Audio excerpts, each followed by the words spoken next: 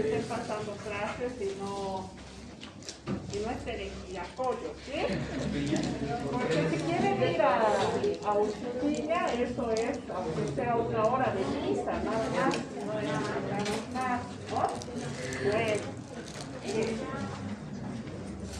por suerte no nos ha tocado ni feriados, ni reposición de clases, ni nada, o sea, ¿ya? Vamos a tratar de pasar con la cosa bien. Si hay mucha interferencia, lo vamos a cerrar, pero mejor si pasamos ahí. Sí, a ver.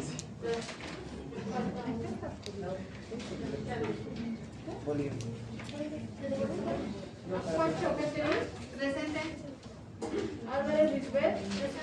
Arellano Arlet. Presente. Del Río. Bolaños. Boceta. Camacho Alex. Presente. Choma José. Joaquín Elías. Presente. Puerto Badani. Presente. Donaire. Presente. Celustino Babel. García Ángel. Presente. María Lai. Presente. Morales Nicolás. Presente. Morocco. Presente. Paco Alejandra. Presente. Pereira Renata. Presente. Faria. Presente. Rojas Jocelyn. Presente. Tococa. Presente. Utupi. Presente. Vera Yara. Wimer. Presente. Yanaco Paul. Presente. Vargas Elena. Presente. Aguilera Misael Ayón. Está.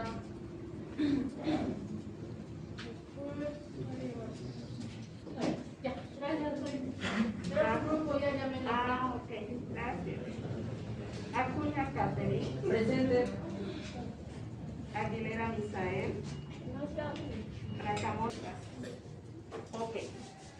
Entonces hoy vamos a ver esta reacción de hipersensibilidad. ¿Ya?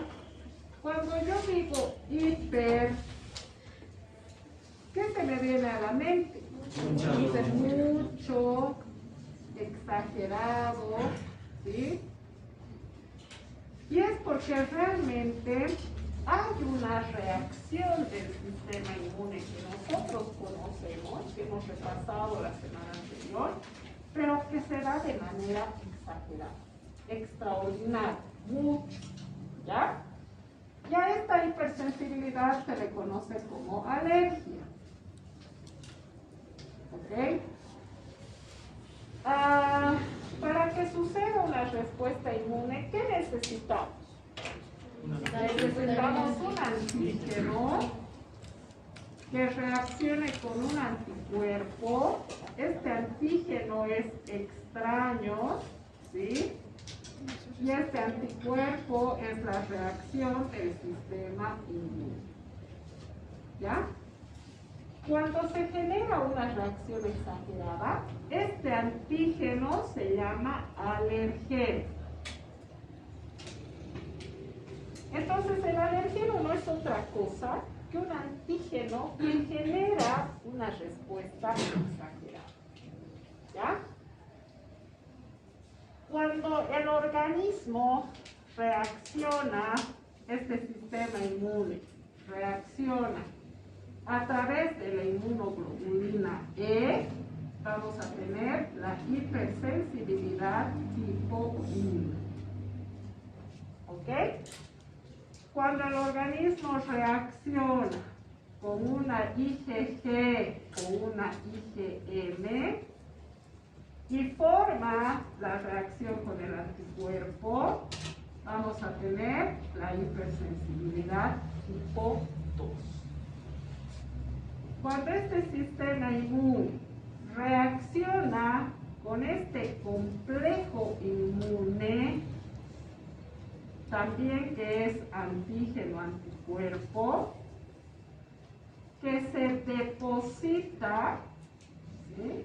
Aquí hay un depósito de este complejo inmune, que generalmente se da en las articulaciones, por ejemplo, o a nivel de los riñones, a nivel de los glomérulos, estos complejos inmunes de antígeno-anticuerpos se quedan, no se eliminan como deberían de eliminarse normalmente, y se van depositando, por ejemplo, en las articulaciones, en los glomérulos, etc.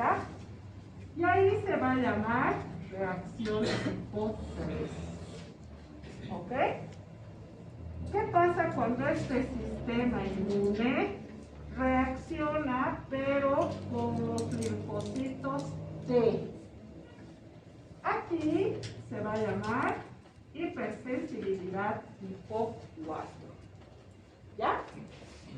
Y lo que nosotros hacemos es reconocer que acá existe una respuesta humoral. Porque es reacción antígeno-anticuerpo, reacción antígeno-anticuerpo, solo que aquí el anticuerpo es de inmunoglobulina E. Aquí es la G, la M, aquí es la G, la M. Pero aquí es otro el que reacciona, es el linfocito T. Y por eso esta se llama célula. ¿Ya? Entonces, nosotros tenemos a Kunz, que estudió perfectamente estas reacciones y que las asimiló con el tiempo. ¿Ya? Las de tipo 1 son también conocidas inmediatas, porque la reacción se da en ese momento. ¿Ok? ¿Alguna persona tiene alergia a la picadura del mosquito? ¿Entre ustedes? ¿Sí? A veces el mosquito justo les pica acá en el párpado y se les tapa hasta el ojo. Pero la reacción es inmediata. Uno de lejos ve la reacción inflamatoria, así rojo, todo su ojo, ¿no? Ahí hay una reacción de hipersensibilidad. Ese organismo que debería de responder degranulando la histamina, haciendo que todos los polimorfos nucleares vayan hacia el lugar para tratar de fagocitar al antígeno, se descontrola, reacciona de una manera exagerada. Por eso es hipersensible. ¿Ya? Y generalmente se da con las picaduras de mosquitos, por ejemplo. ¿Ok? Entonces ahí es una reacción inmediata. ¿Ok? La del tipo 2 se puede llevar minutos a horas. ¿Ya? Generalmente el ejemplo más clásico es, por ejemplo, la alergia a los medicamentos. ¿Se han puesto penicilina últimamente ustedes? ¿Les han hecho la prueba de la penicilina? ¿Cómo te han hecho la prueba? Con una gota En el ojo. ¿Sí? ¿Y cuánto tiempo han esperado? 2, 3 minutos. ¿Ya? Porque el ojo es muy vascularizado. Entonces la reacción es rápida. Pero también es peligroso hacer la prueba en el ojo. Lo más aconsejable es hacer en la piel. ¿Ok? Pero ahí no esperamos 2 minutos. Esperamos por lo menos 5, 10. Y si no hay reacción, le aplico la penicilina. ¿Ok? ¿Por qué se usa el ojo? Por comodidad. Y porque hay muy poca gente que es alérgica a la penicilina. Pero hay. Entonces, mucho cuidado. Ustedes, a mí me encanta cuando los médicos ponen aplicación de penicilina previa prueba de sensibilidad. ¿Ya? Y siempre tenemos que preguntarle al paciente, ¿se ha puesto penicilina antes? Te dirá sí, no, tengo alergia, no tengo. Independientemente de lo que te diga, tu responsabilidad es por hacerle una prueba. ¿Ok? Esperamos minutitos. No les estoy diciendo que vamos a esperar horas. En el ojo es más rápido porque está muy vascularizado el ojo. Entonces rápidamente se da la inflamación, la respuesta en caso positivo. ¿Ya? Y en caso negativo, pues bueno, simplemente pasa como si no sucediera nada. Pero imagínense que sea positivo. la reacción te puede llegar a dañar hasta el otro. ¿Ok? Entonces no es muy adecuado. Es mejor hacer las cosas como son. ¿Ya? De minutos a horas tienes para que tener esta respuesta. ¿Qué pasa con la inmovilidad, con la hipersensibilidad tipo 3? Acá por lo menos necesitas 6 horas para la reacción. ¿Ya? Y la celular, la hipersensibilidad tipo 4, necesitas hasta 2 días. ¿Ok? Por eso también esta es conocida como inmediata y esta es conocida como retardada. ¿Ya? Entonces, nosotros tenemos que tener en mente estas reacciones posibles de hipersensibilidad. ¿Ok? Como dentro de la humoral, la tipo 1 es donde participa la inmunoglobulina E, vamos a tener algunas personas, ya les decía cuando avanzábamos la IgE, que tienen una condición que se llama atopia. ¿Ok? Eso significa que estas personas tienen exceso de inmunoglobulina E. Generalmente, este exceso es hereditario. Entonces, ahí tenemos a las personas que le tienen alergia al polen, al polvo, a la picadura, a todo. Absolutamente todo les genera una reacción exagerada. Y eso es porque fisiológicamente tienen un exceso de inmunoglobulina. ¿Ya? Entonces, ¿qué pasa acá? ¿Sí? Como les dije, ¿no? Es CUMS junto con Shell los que les han puesto el nombre a la 1 de inmediata, a la 2 de citotóxica, a la 3 mediada por complejos inmunes y a la 4 retardada. ¿Ya? En la hipersensibilidad tipo 1, el ejemplo más común son las alergias a los antígenos ambientales, al polen, al polvo, al sol. Hay gente que le tiene alergia al sol. Se expone al sol y empieza la reacción en la piel. ¿Ok? Y las picaduras dulces. ¿Sí? Eso es lo más común. En la tipo 2, ¿no? Vamos a ver que los ejemplos más importantes son la anemia hemolítica autoinmune y la eritroblastosis fetal. Y eso es muy, muy importante. Nos vamos a detener en esta parte de esto. ¿Ok? En la 3 se conoce como enfermedad del suelo y en la 4, en esta retardada, que generalmente te da en las dermatitis por contacto, la ciencia ha aprovechado y ha revertido esta hipersensibilidad para hacer la prueba de la tuberculitis. ¿Ok? Cuando uno va a hacer el diagnóstico de tuberculosis, a veces se dificulta mucho porque no consigues una buena muestra. Tomar el esputo para el paciente es muy difícil y al laboratorio nos trae saliva, saliva, saliva. ¿Ok? Raramente el esputo. Entonces, si yo tengo no la certeza, pero tengo mis dudas sobre el resultado y creo que realmente se trata de una tuberculosis, puedo hacerle la prueba de la tuberculosis. Entonces, en laboratorio le vamos a poner el antígeno al paciente y si ha estado en contacto, si es tuberculoso, va a generar una reacción. ¿Ok? Una reacción de hipersensibilidad. Aunque la lectura la vamos a hacer 2 días después, porque necesitamos que reaccionen los linfocitos B y esto se hace más tardado. ¿Ok? Pero sirve. Es muy útil esta pruebita de la tuberculosis. ¿Ya? Acá tenemos este resumen de acá. Es lo mismo. ¿Sí? Yo sé que estas 3 primeras, donde intervienen la IgE, la IgG o IgM, la IgG o IgM, se llama hipersensibilidad humoral. Y sé que la del tipo 4, donde interviene linfocito T, linfocito T, linfocito T, se llama celular. ¿Ok? Esta se va a dar en minutos, esta me va a llevar de minutos a horas, esta me va a llevar por lo menos 6 horas y esta se va a demorar hasta 2 días. ¿Ya? ¿Qué sucede en la hipersensibilidad tipo 1?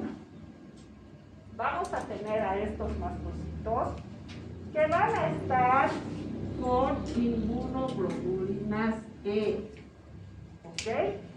Y esta reacción cruzada va a generar una reacción que no se puede controlar. Va a haber mucha degranulación de histamina y por ende va a haber todo un problema de respuesta inflamatoria generalizada en el organismo de mi paciente. ¿Ok? ¿Qué se le da a un paciente que tiene alergia?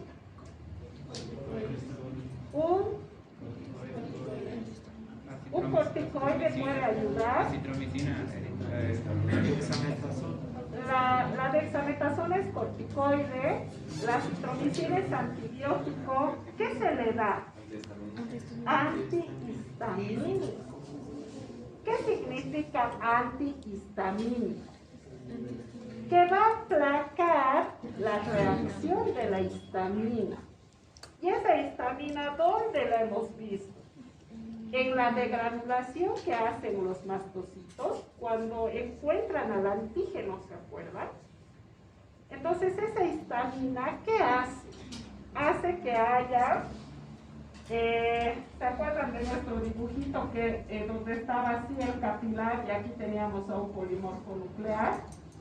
Y decíamos, la histamina que llega aquí va a tener un efecto de vasodilatador. Entonces yo necesito que este capilar se vasodilate. Necesito que se vuelva más permeable.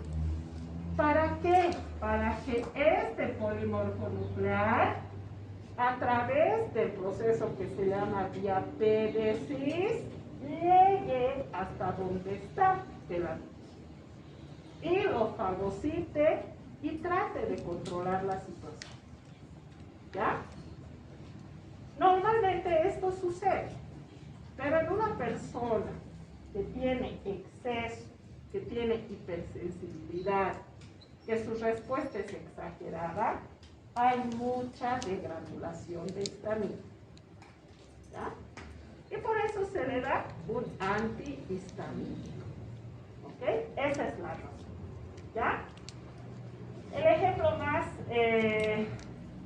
típico son las rinitis alérgicas. Por eso les decía que cuando un paciente tiene rinitis alérgica, se le hace cuantificación de inmunoglobulina E y está elevada.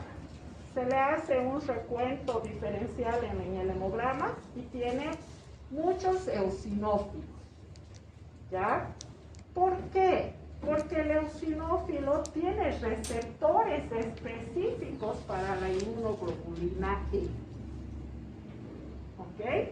Entonces, por eso va muchos eosinófilos, mucha inmunoglobulina E, respuesta alérgica. ¿Ya? Mi paciente tiene hipersensibilidad. ¿Qué pasa en el tipo 2? Vamos a formar estas reacciones, ¿sí? Donde intervengan la IgG o la IgM, y el ejemplo característico es la alergia a la penicilina. ¿Ya? En el tipo 3, donde vamos a tener la formación de este complejo inmune que se va a quedar de depósito en algunas zonas. Y la del tipo 4, donde el que trabaja es el linfocito T. Tenemos reacción del linfocito T helper 1, reacción del linfocito T helper 2, o tenemos reacción de citotoxicidad generalizada por los linfocitos T. ¿Ya? Entonces, Jerry Combs también hicieron esta clasificación de esa manera, que tiene mucho que ver con el tiempo que transcurre. Fácil, tipo 1 inmediato, tipo 2 minutos a horas, tipo 3 horas, por lo menos 6, tipo 4 días, 48 horas, ¿ya? Para la reacción. Entonces, no nos complicamos, nos acordamos que es la IgE en el tipo 1, en las otras la IgM y IgG, y en la última el linfocito T. Y listo. Por eso, en la hipersensibilidad tipo 1, que es también conocida como hipersensibilidad inmediata o anafiláctica, estas reacciones que ocurren súper rápido van a tener como mediadores a la histamina, a las prostaglandinas y a los tromboxanos. ¿Qué hace la histamina? Nosotros ya sabemos, causa vasodilatación, ¿sí? Aumenta la permeabilidad capilar, ¿ok? Y eso te va a generar contracción del músculo liso. Las prostaglandinas y los tromboxanos producen broncoconstricción, dilatación, incrementación también de la permeabilidad de los capilares, y algunos tromboxanos pueden producir agregación plaquetaria, ¿sí? Cuando hay reacciones de inflamación muy fuertes, en laboratorio corremos el hemograma y las plaquetas nos salen 20.000, 18.000. ¿Cuánto es el valor de referencia de las plaquetas normal? De 150.000 a 450.000.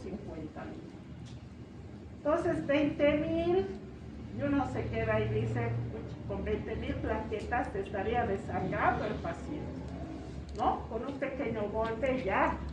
Cuando le tomamos la muestra, no dejaría de sangrar si realmente tuviera solo 20.000 plaquetas por milímetro cúbico. Hacemos un recuento manual y observamos agregación plaquetaria. ¿Eso qué quiere decir? Las miramos al microscopio, ¿sí? Y en un recuento normal vemos una plaqueta aquí, una plaqueta aquí, una plaqueta aquí, y nosotros vamos contando hasta 150. ¿Ok? Cuando hay agregación plaquetaria, yo no distingo una plaquetita sola. Están todas amontonadas. Y veo un cúmulo aquí y veo un cúmulo aquí. ¿Ok? Entonces, el equipo no puede leerlas porque no las puede disgregar. Y por eso me lanza una lectura súper baja, 20.000 plaquetas. Yo observo el microscopio y encuentro agregación plaquetaria. ¿Qué está pasando con ese paciente? Está con una reacción inflamatoria intensa. ¿Ya? Entonces nosotros, por lo menos yo, informo. Observaciones. En el recuento manual se observa agregación plaquetaria. Ya ustedes tienen que identificar, ¿no? ¿Qué está pasando con ese paciente? Está con un proceso inflamatorio serio. Los primeros casos de COVID eran así. Todos andaban con agregación plaquetaria, con exceso de interleuquina 6, entonces muchas reacciones sobre eso. ¿Ok?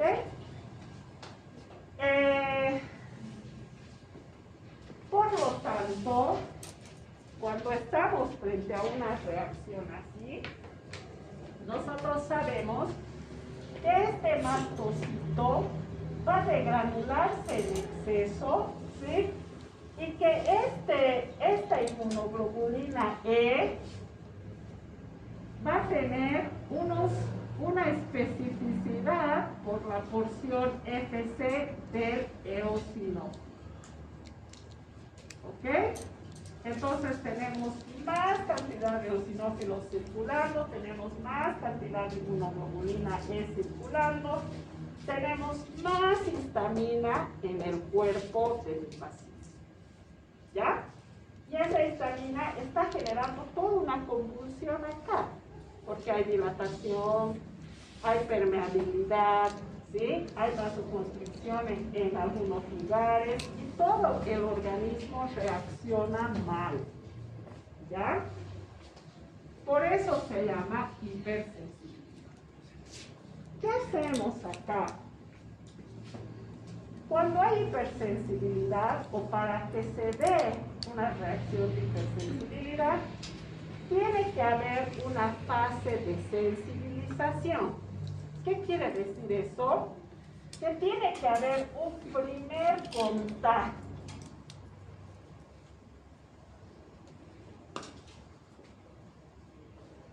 Si a una persona nunca le ha picado un mosquito, ¿de dónde va a tener la reacción contra esa picadura? No va a haber, ¿ya? Entonces, las hipersensibilidades siempre se dan después del segundo contacto. ¿Ok?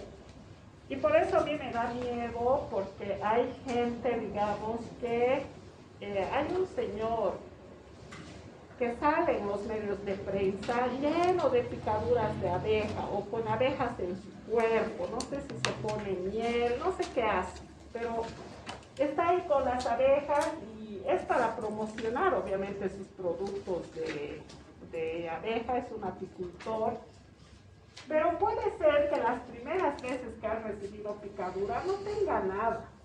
Pero ¿qué tal que la segunda vez o la tercera tiene una reacción exagerada, una respuesta de hipersensibilidad? Con esa cantidad de abejas se mueren. ¿Ya?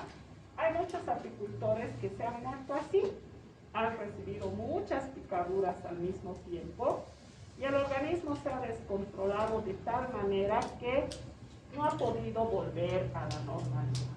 ¿Ya? Entonces siempre necesitamos un primer contacto para que nos dé hipersensibilidad. ¿Ok? Porque en este primer contacto, de alguna manera hemos creado estos anticuerpos específicos. En un segundo contacto van a salir y van a generar esta reacción exagerada. ¿Qué va a pasar? Vamos a tener un exceso, ¿sí?, de reacción a nivel de la permeabilidad capilar, vamos a tener broncoconstricción, vamos a tener hipermotilidad intestinal. Cuando ya forman parte las citoquinas, nuestra respuesta inflamatoria va a ser exagerada y por eso nos vemos así, con dolor, tumor, color, incluso podemos identificar la reacción a la vista y por último un daño visual. ¿Ya? Todo esto pasa cuando tenemos este proceso de respuesta alérgica. ¿Cuál es la ventaja? La ventaja es que como la mayoría son antígenos ambientales, se han creado test específicos que son unas pruebas cutáneas. ¿Ok? Entonces los dermatólogos principalmente manejan mucho esto. Te solicitan que hagas un test cutáneo contra alérgenos conocidos y lo que se hace es ponerle el antígeno, ¿sí?, depositar el antígeno ahí, y si hay una respuesta exagerada, este lugar obviamente va a sufrir una inflamación que nosotros medimos. ¿Hasta cuánto? Esta es una cantidad de antígeno controlada, ¿sí? Y nosotros medimos el tamaño de la reacción. Y podemos informar que es positiva o que tiene reacción de hipersensibilidad, dependiendo del halo de respuesta. Si es un paciente que no tiene alergia a ese antígeno, esto se va a quedar nomás pues ahí. O a veces alguna reacción leve, pero que no llegue a estos límites que ya se tienen establecidos para calificar la reacción. ¿Ya? Es interesante porque se hacen estos test y siempre el mejor tratamiento para una hipersensibilidad tipo 1 es evitar el contacto con el alérgeno. ¿Ya? Entonces, si yo ya sé que tengo alergia a la picadura de los mosquitos, bueno, me pondré repelente, usaré ropa que me cubra, trataré de viajar, ¿no es cierto?, al trópico. Voy a evitar exponer a mi cuerpo a una reacción así. ¿Ya? Lo mismo, si tengo alergia al sol, evitaré estar expuesto al sol. Y así, ¿no? Entonces, si ustedes tienen un paciente que está con una reacción de hipersensibilidad, lo primero que tienen que hacer es conservar permeable la vía aérea. ¿Ya? Primero que mi paciente respire bien. Necesita ventilación mecánica, bueno. Le tendré que dar ventilación artificial en caso necesario, apoyar la función cardíaca, ¿sí? Y voy a usar adrenalina, antihistamínicos y corticosteroides. ¿Ok?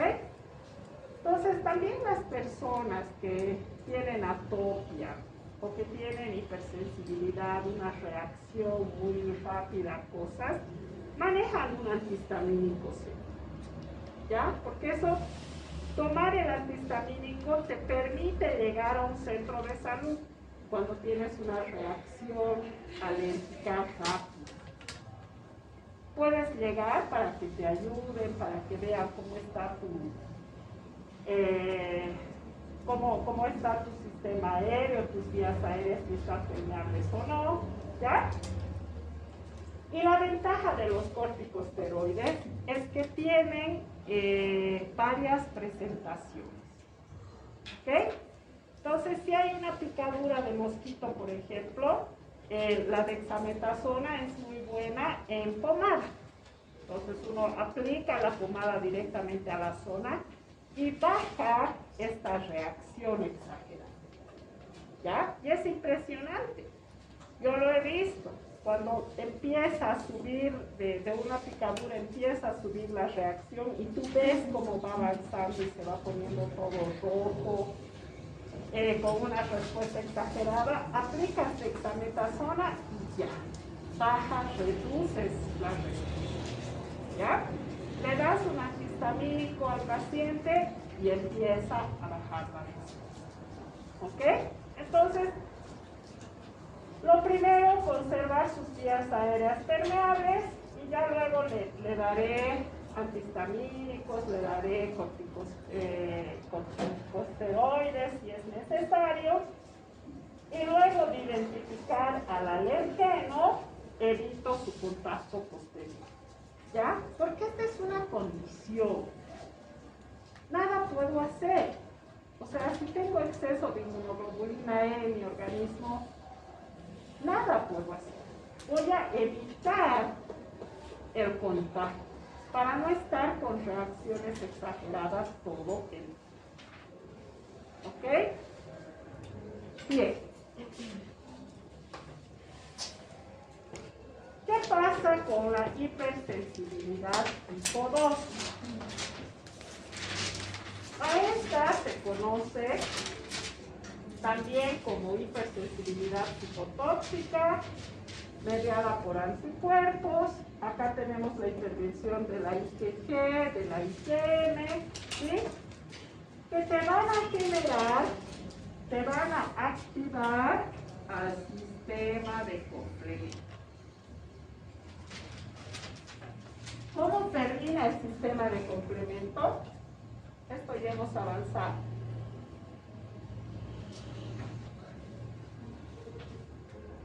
¿En qué termina la cascada del complemento?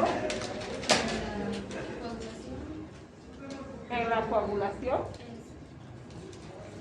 No termina en la coagulación.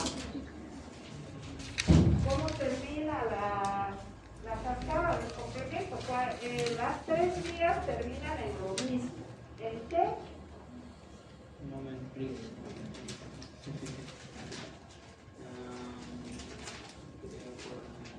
Aunque sea, busquen sus apuntes como ahí. ¿Sí? ¿En qué termina el sistema de complemento?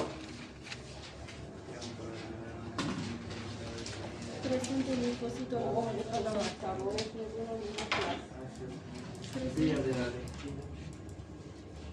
¿En qué termina? En lisis celular. ¿Qué quiere decir lisis celular? Muerte. Destrozar a la célula. ¿Sí? ¿Cómo ocasiona la lisis de la célula el sistema de complemento? Si solamente son proteínas que se van desdoblando. Va a crear. Generan un poro en la membrana que se llama complejo de ataque a la membrana, ¿sí?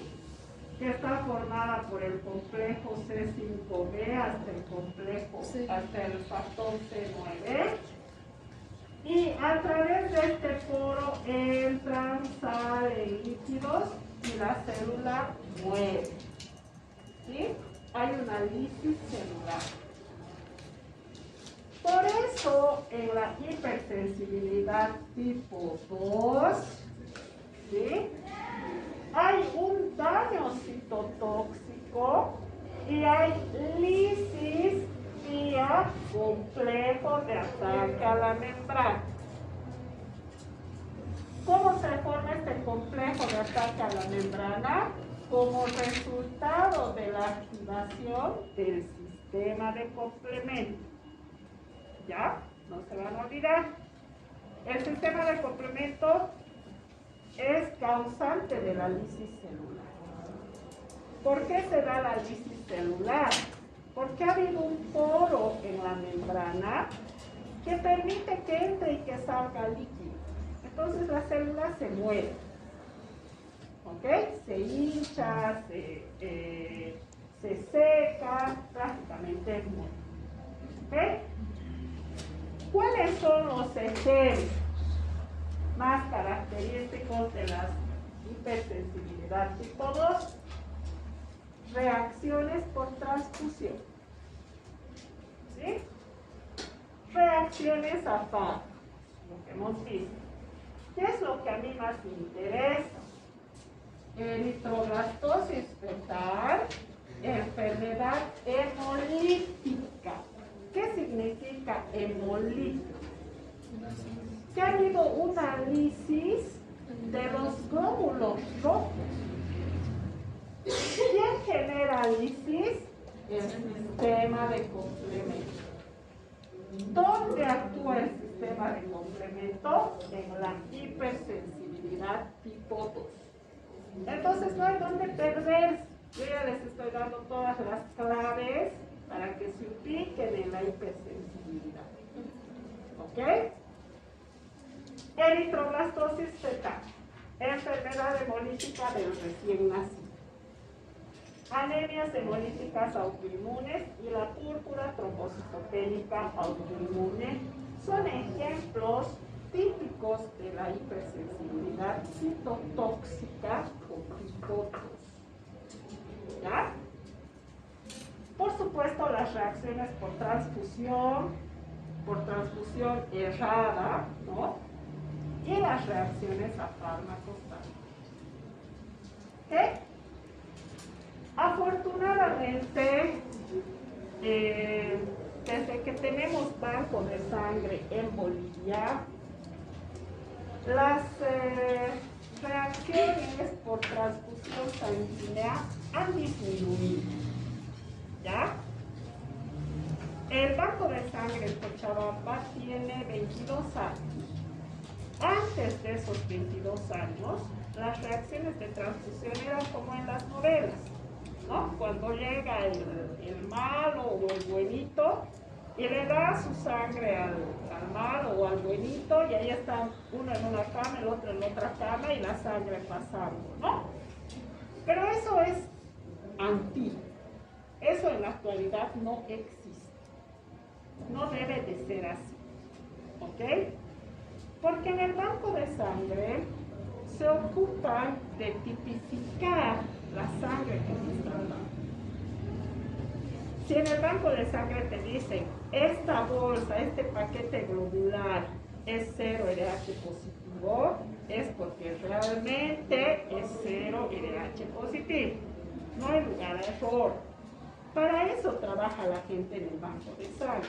Solo se ocupan de tipificar el grupo sanguíneo. Solo se ocupan de hacerle pruebas para que sea una sangre segura. ¿Qué pruebas le hacen? HIV, le hacen test de Chagas, ¿sí? Le hacen hepatitis C, porque saben que esas enfermedades se pueden transmitir a través de la transfusión. Entonces hacen esas pruebas. De hecho, uno que es donador voluntario está hasta beneficiado con esas pruebas, con esos test de manera gratuita. Y en caso de que salgas positivo a algo, te llaman y te avisan. Usted no puede donar porque tiene algo. Te derivan para que haga su tratamiento. Usted no puede donar porque tiene algo. Usted no puede donar porque es HIV positivo. ¿Ya? Sin embargo, a pesar de que lo de las donaciones directas ya no está permitido, ya no existe, vamos a recordar con este cuadrito por qué tenemos que tener cuidado al momento de la transfusión, ¿sí? Y estoy segura que ustedes no se van a equivocar nunca, ni remotamente, ¿ya? El sistema que vamos a manejar acá y el que se maneja a nivel internacional es el sistema ABO. Lo correcto es decir AB0. Pero se maneja O, ya sea generalizado, no hay problema. Se entiende que es este grupo sanguíneo. ¿Ya? ¿Cuántos grupos sanguíneos tenemos? El grupo A, las personas que tienen grupo B, grupo AB y grupo C. ¿Qué pasa o cuando nosotros clasificamos al paciente como paciente del grupo A? ¿Por qué le hemos clasificado como paciente del grupo A? Porque ha reaccionado sí, con el reactivo y me ha demostrado que tiene antígenos A en la membrana de sus glóbulos rojos. Aquí tiene antígeno A. Y el mismo paciente, no nos olvidemos que la sangre total está compuesta por un paquete globular donde están los glóbulos rojos, están los glóbulos blancos y por la parte líquida que se llama suero o plasma, dependiendo de cómo has tomado la muestra. Esto es de la misma persona. Todos tenemos paquete globular y suero. Resulta que los del grupo A tienen antígeno A en la superficie de sus glóbulos rojos y en su suero tienen anticuerpos anti-D. ¿Ok? En la misma persona. Los del grupo B tienen antígeno B en la membrana de sus glóbulos rojos y anticuerpos anti-A en su suero. ¿Ok? Si yo a una persona del grupo A le pongo sangre del grupo B, ¿Va a haber reacción o no va a haber reacción? No. ¿Va a haber o no? Como que no. Va a haber pues reacción. Va a haber reacción. Porque los anticuerpos anti-A del suero de este van a atacar y van a formar complejo antígeno-anticuerpo en los glóbulos rojos del paciente. ¿Ya? Entonces no puedo ponerle al del A, B. No puedo. Porque sé que su suero tiene anticuerpos anti-A. Lo mismo al del B, el A. No puedo. Porque sus anticuerpos anti-D van a reaccionar con los antígenos de que esa persona tiene su glóbulo. ¿Ya? Hay otro grupo de personas que son del grupo AB. Estas tienen antígenos A y antígenos B. Peor todavía, ¿no? Como tienen antígenos A y tienen antígenos B, no tienen anticuerpos. ¿Ok? Porque si tuvieran anticuerpos, entre ellos mismos se generaría la reacción. Por eso su suero no tiene anticuerpos. ¿Ok? Y los del grupo 0, que somos la mayoría, ¿ustedes saben su grupo sanguíneo? Sí. ¿Cuántos son 0? Levanten la mano.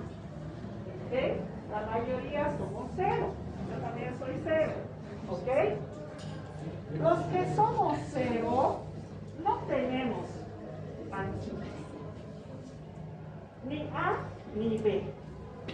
Pero como no tenemos antígenos ni A ni B, tenemos anticuerpos anti-A y anticuerpos anti-B. ¿Podemos recibir sangre del grupo A? No. Porque esa sangre que nos van a estar transfundiendo, nuestros anticuerpos los van a usar. Va a ser en vano la transfusión. ¿Podemos recibir sangre del grupo B? No, porque nuestros anticuerpos van a usar a la sangre que nos esté transfundiendo. Los que son AB no pueden donar ni recibir sangre. No. Justamente, en base a este cuadro, vamos a identificar a los donadores universales y a los receptores universales. No. ¿Ya? Los que somos donadores universales, quiere decir que podemos donar a todos los grupos, somos los C. ¿Por qué? Porque no tenemos anticuerpos, no tenemos antígenos. No tenemos antígeno A, no tenemos antígeno B. Entonces podemos donar, de preferencia al 0, sí. Pero también podemos donar al A, también podemos donar al B y por supuesto al AB. ¿Ok? Entonces, donador universal es el 0 acá. Toda una mezcolanza a la pizarra. ¿Ya? Entonces, donante universal, el C. Pero, ¿quién es el receptor universal? El AB. Quiere decir que el que tiene el grupo AB puede recibir del AB, del A, del B y del C. ¿Por qué? Porque el AB no tiene anticuerpos en su suero. No tiene ni anticuerpos anti-A, no tiene ni anticuerpos anti-B. Entonces puede recibir. ¿Ya? No va a haber problema. Si a este tú le pones entonces como receptor,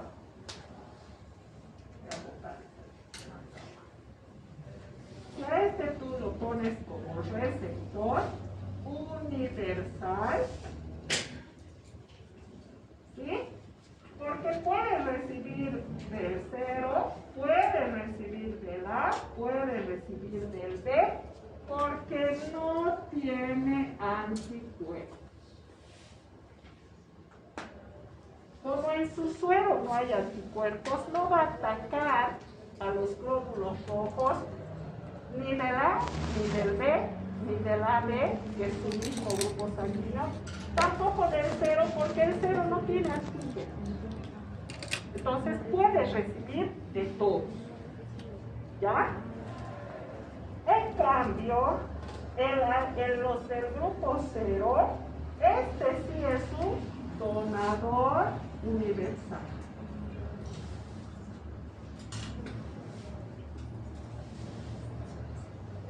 ¿Ya? ¿Y por qué es donador universal? Porque no tiene ni antígeno A ni antígeno B. No tiene. Como no tiene, puede nomás darle su grupo al 0, al A, al B o al AB. Si digamos este le da al A, aquí no tiene antígenos que vayan a reacción. Entonces no pasa nada. ¿Ya? Por eso el 0 es donador y el AB es receptor. El A y todos los grupos en general es mucho mejor si reciben y donan al mismo grupo.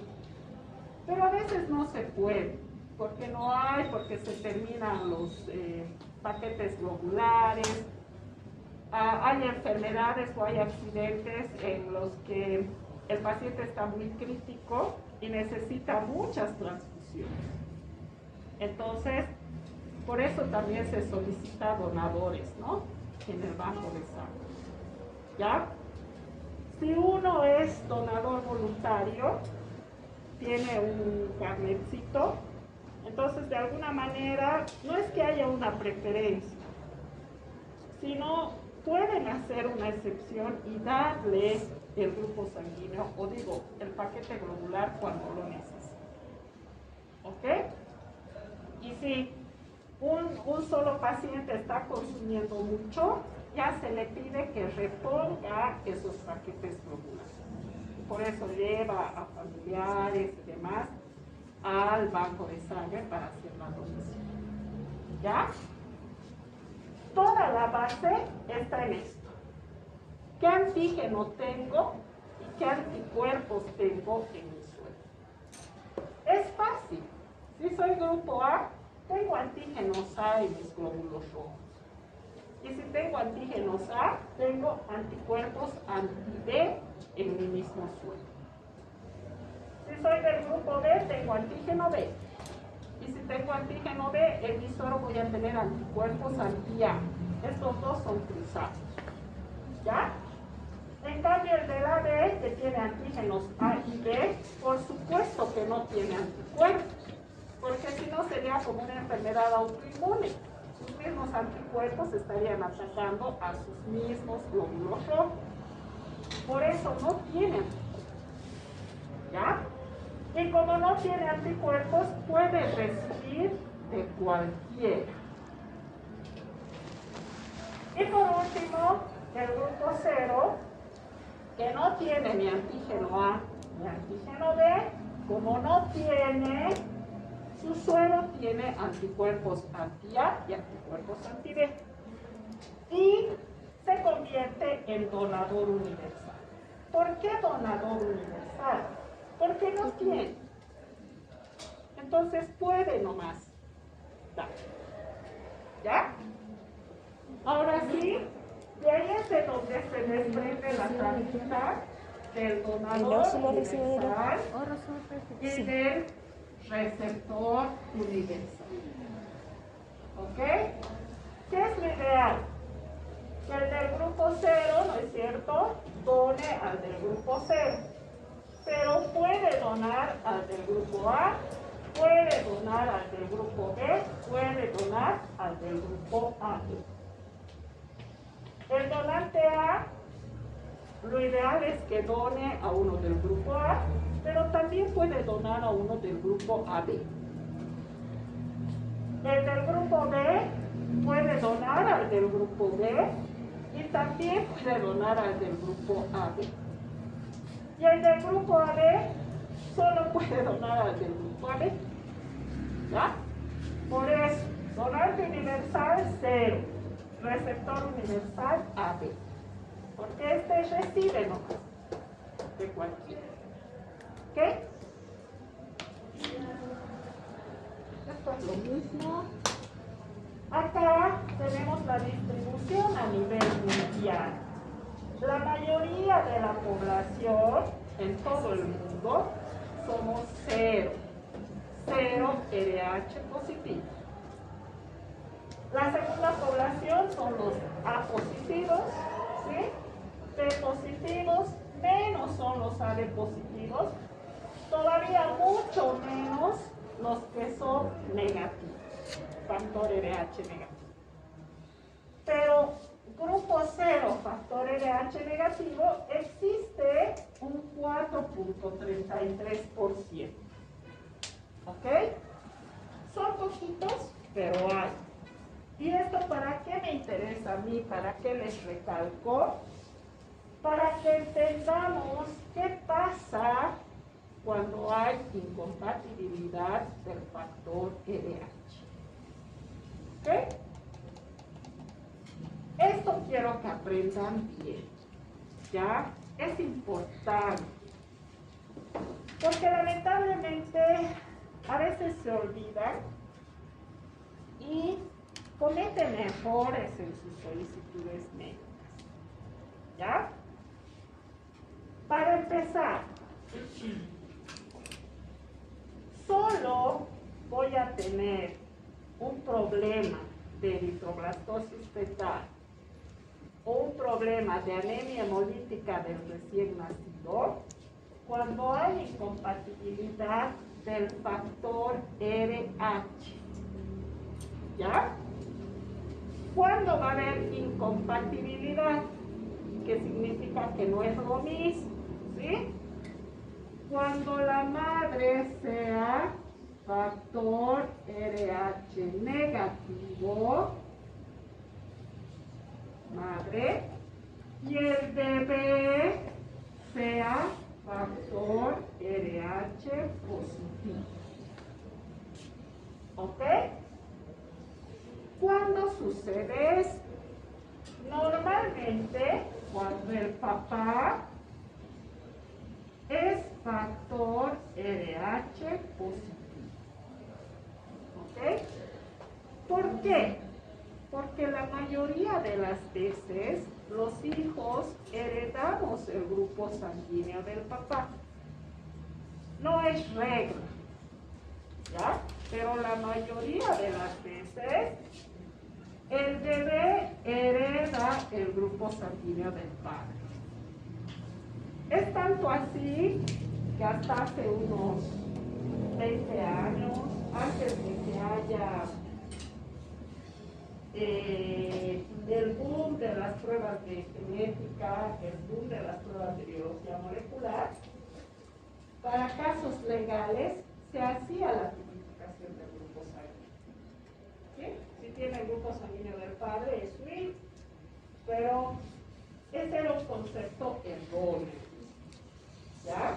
¿Que funciona la mayoría de las veces? Sí. Porque la mayoría de las veces tenemos el grupo sanguíneo de nuestro papá. Pero si ¿existe la posibilidad de que heredemos el grupo sanguíneo de la mamá? Sí. ¿Existe la posibilidad de que tengamos otro grupo sanguíneo? Sí. No nos olvidemos que todo en genética es combinación de alelos. Podemos aparecer con un grupo sanguíneo del abuelo de mi abuelo. ¿Sí? No hay problema. Puede ser. Y eso no significa que tu papá no sea tu papá. ¿Ya? Sin embargo, la mayoría de las veces sucede. ¿Ok? Entonces, ¿por qué nos paramos acá? Porque quiero que entiendan que la eritroblastosis fetal solo la van a buscar en mujeres factor RH negativo. ¿Ya? Si el papá es factor RH negativo, ¿hay probabilidad de incompatibilidad? No. Porque lo más probable es que este niño también sea RH negativo. Y si este niño es RH negativo, no pasa nada. Porque el grupo sanguíneo es el mismo. ¿Ok? Entonces no va a haber una generación de anticuerpos. No va a haber respuesta inmune. Porque el grupo sanguíneo es el mismo. ¿Ya? Entonces, solo si la mamá es RH negativo. ¿Qué pasa? Sí. ¿Podría haber el caso en que el padre y la madre sean, digamos, ambos positivos y el bebé negativo? ¿O Sí. al revés? Sí, puede ser. Porque no te olvides que para que esta mamá sea positivo, ha tenido también un papá y ha tenido una mamá. Y al final, el gen que ha predominado ha hecho que sea positivo. Pero puede ser que este haya sido positivo, este haya sido positivo, negativo. Y luego este aparece negativo. No pasa nada. ¿Ya? Por eso, con la genética no tenemos reglas exactas. ¿Ok? ¿Y qué pasaría si una persona positiva dona su sangre a una negativa? Ahí también hay incompatibilidad. Depende de la cantidad. No te olvides que entre donación, entre donador y receptor, lo que influye también, además de la tipificación, es la cantidad. Lo único que te van a poner, digamos, si tú eres el receptor, te van a poner máximo 500 ml. ¿Ya? Máximo.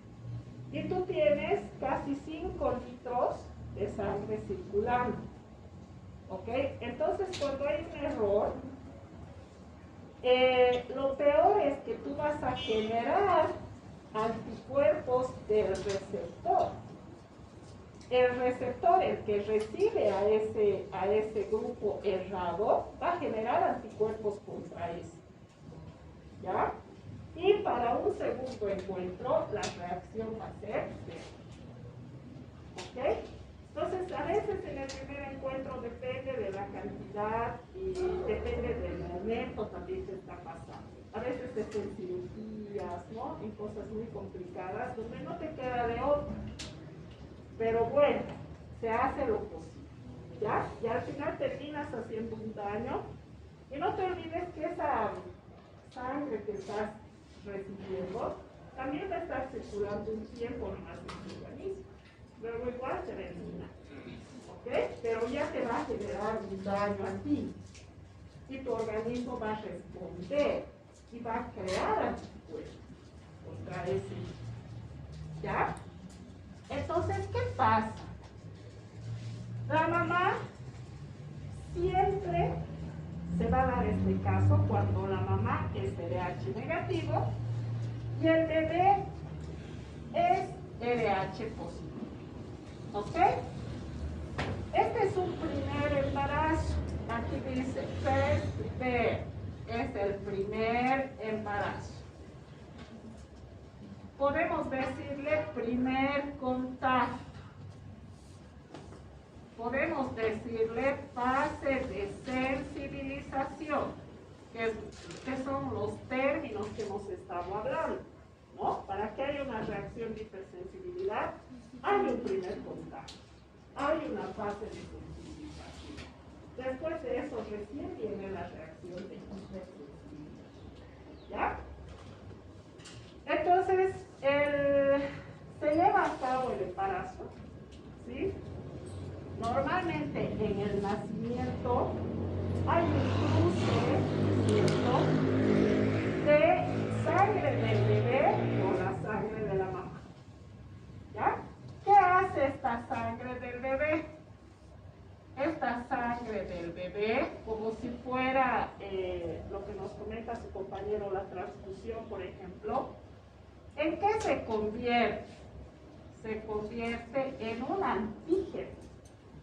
Es algo extraño para el cuerpo de la mamá. No lo conoce. Él está acostumbrado a otros glóbulos rojos. Encuentra estos glóbulos rojos del niño diferentes y como se convierten en antígeno, ¿qué hace? Genera el sistema inmune de la mamá. ¿Qué cosa genera? Anticuerpos. ¿Anticuerpos contra quién? Contra este grupo sanguíneo factor RH positivo. ¿Ya? Pero en ese momento no pasa nada, porque el bebé ya nació. ¿Sí? ¿Qué es lo malo? Se generan anticuerpos específicos contra ese grupo sanguíneo, que también desaparece en un mes, 2 meses, pero no se olviden que se queda una clona celular con los anticuerpos de memoria. ¿Ok? Se genera una respuesta inmune normal, como sucede con cualquier antígeno que ingresa. ¿Ya? Hasta ahí no pasa nada. Estamos en nuestra fase de sensibilización.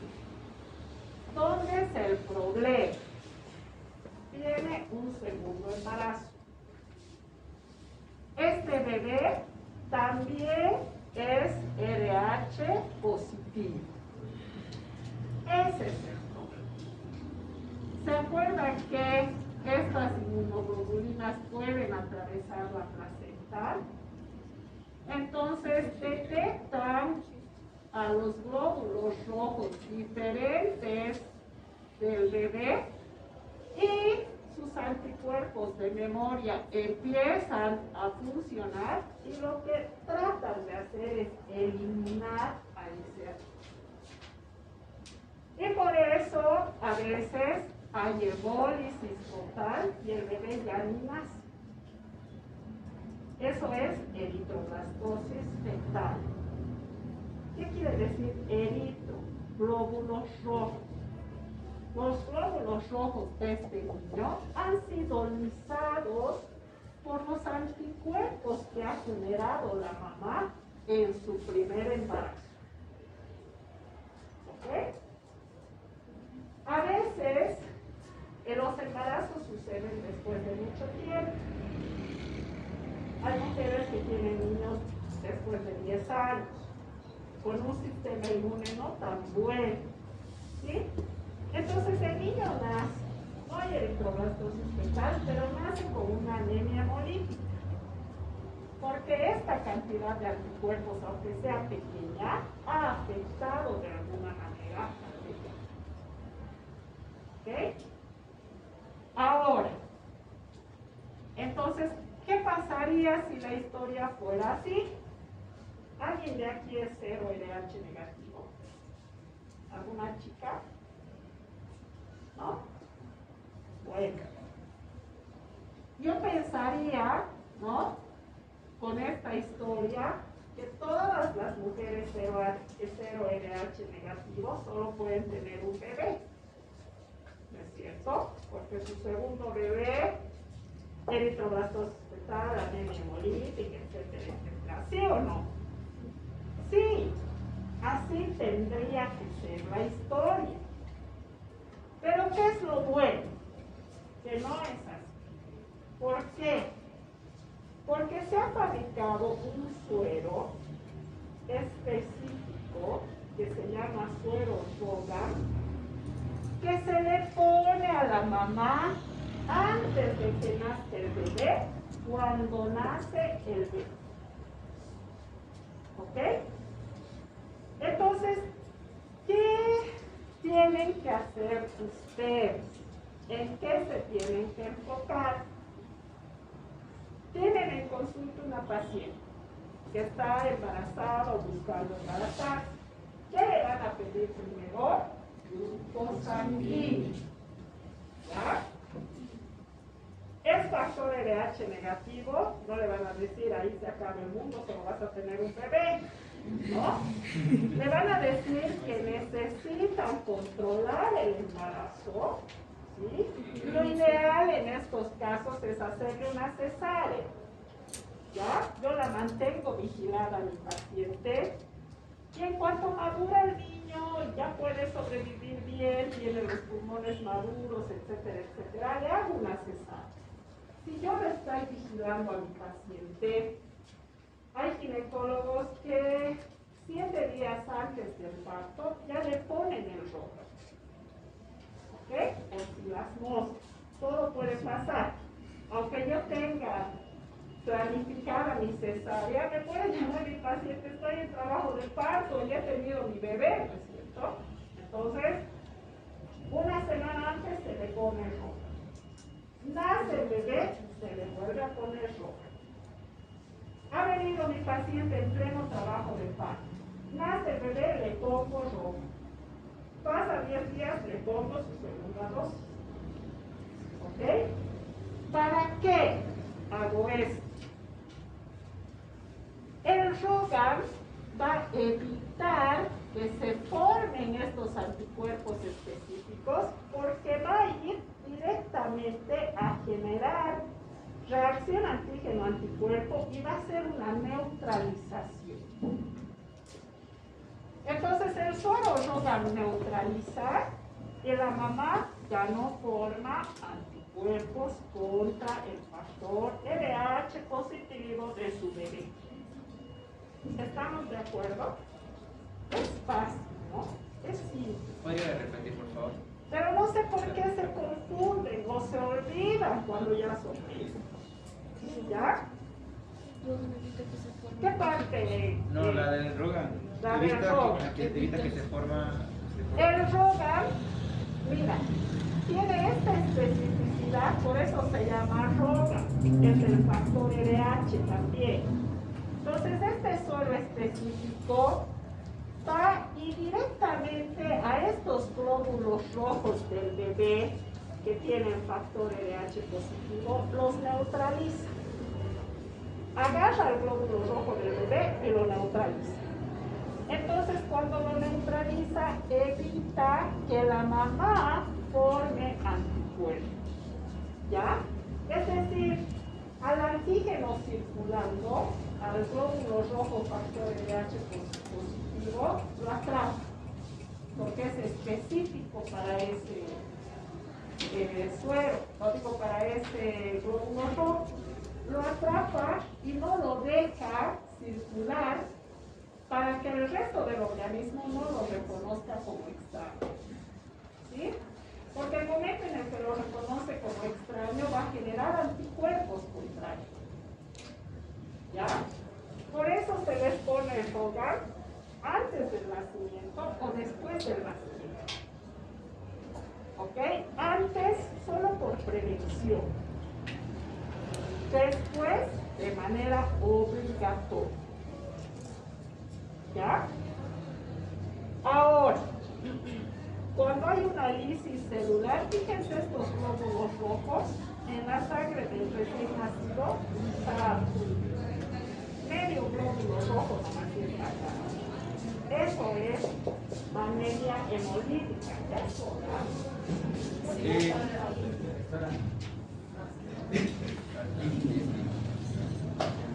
vuela el tiempo por ustedes.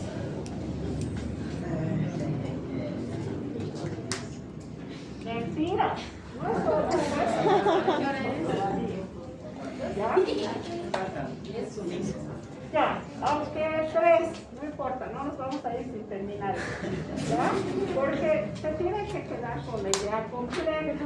Si no, el jueves les voy a preguntar y ¿qué era? No quiero eso, ¿ya? Entonces, existe un test en laboratorio que se llama test de Coombs. Test de Coombs, prueba de Coombs, como quieran decirlo ustedes. ¿Ya? Este Coombs puede ser directo o puede ser indirecto. ¿Ok? El que se hace a la mamá a la mujer embarazada es el test de Kunz indirecto. ¿Ya? Este se hace a la mamá, a la que es factor RH negativo. ¿Ok? Llega al laboratorio la señora, me trae su solicitud de test de Kunz indirecto. ¿Ya? Generalmente vienen ya embarazadas. Bueno, lo primero que yo hago, porque ya los conozco, le hago grupo sanguíneo. ¿Ya? Le tomo la muestra de sangre total y le hago grupo sanguíneo.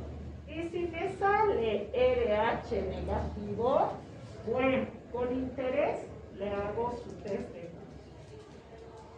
Si me sale RH positivo, ¿hay alguna posibilidad de que tenga anticuerpos anti-RH positivos? No, no hay. Y eso no se tiene que olvidar. Porque de 100 pruebas que hago, 98 son RH positivos. Y me quiero morir. Digo, no han debido llevar microbiología 2 estos chicos. Estos doctores, ¿no? Me enoja porque se olvida. Y a una que es RH positivo, le mandan a hacer test de Kunz. Entonces, bueno, yo en mi trabajo le tengo que hacer, aunque yo ya sé que el resultado va a ser negativo. Pero le tengo que hacer, no me queda bien. ¿Ya? ¿Qué se hace? Agarro en un tubo de ensayo y aquí le pongo glóbulos rojos que sean RH positivos. ¿De quién? De otra persona, de cualquiera. O sea, no interesa de quién. El punto es que yo consigo un grupo sanguíneo RH positivo y sus glóbulos rojos los pongo a un tubo. ¿Ya? ¿Qué estoy haciendo? Estoy simulando que esta sangre grupo RH positivo es la de quién? La del bebé. ¿Cierto? Yo estoy suponiendo. Por eso agarro mi RH positivo y sus glóbulos rojos los pongo ahí. Agarro el suero de la mamá y pongo dos gotas de suero de la mamá. ¿Qué se supone que hay en el suero de la mamá? Anticuerpos. ¿Ya? Se supone que este suero de la mamá tiene anticuerpos anti-RH positivos. Por eso hago reaccionar con un grupo sanguíneo RH positivo. Obviamente esto no es tan fácil. Atempero en estufa 45 minutos, lavo con suero fisiológico 3 veces, etcétera, etcétera. Cosas que son de bioquímica. ¿Ok? Pasa el tiempo y yo tengo que ver si en este tubito ha habido aglutinación. Y se ve igualito que en el grupo sanguíneo.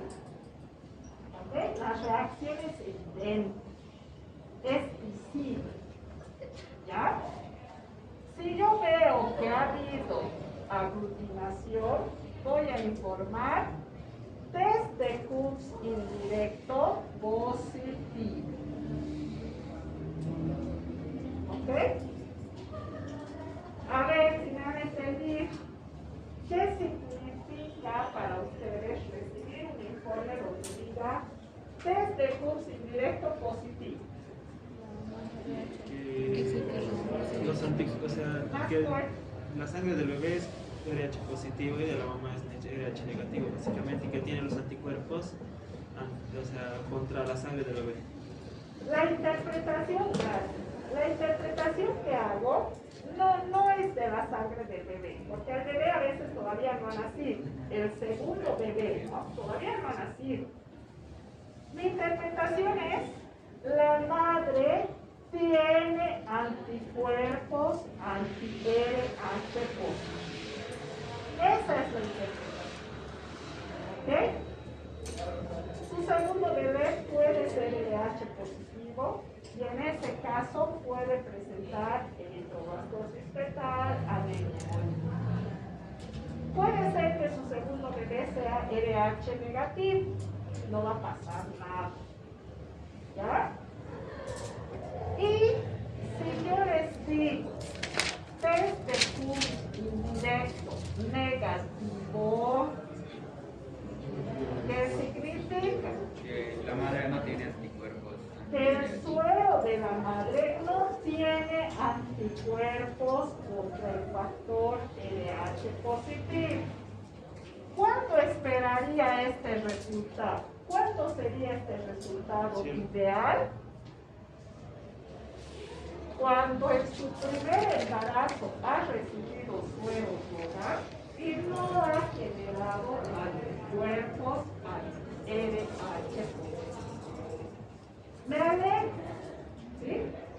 Si mi mamá es RH negativo, mi paciente es RH negativo, yo me alegro porque no tiene anticuerpos.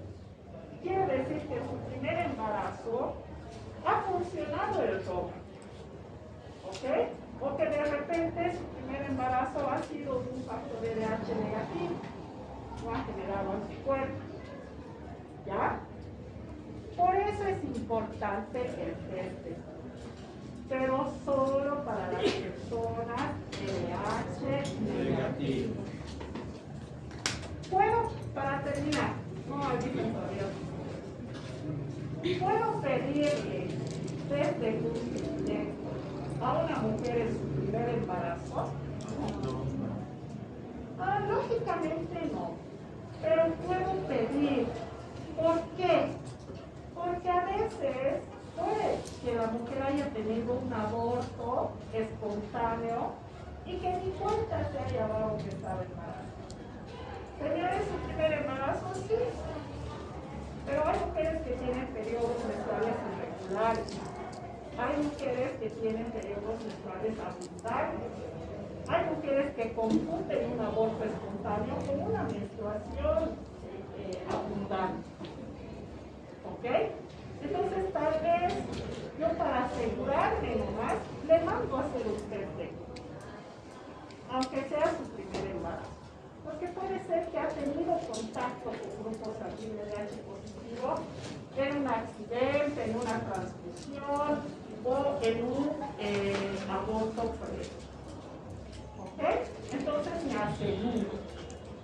¿Ya? ¿Está claro? Sí. El test de PUM directo, vamos a hablar de otra frase, se hace al niño. ¿Ya? El indirecto a la mamá, el directo al niño. Ya, listo.